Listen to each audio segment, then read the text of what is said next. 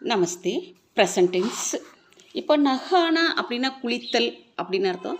ஸ்நான் கர்னா அப்படின்னாலும் குளிக்கிறதுன்னு தான் அர்த்தம். இப்போ நஹானா அப்படிங்கிற ஒரு வேர்டு எடுத்துகிட்டு சென்டென்ஸ் மேக் பண்ணுறேன். மை டண்டா பானி சே நகாத்தாகும்.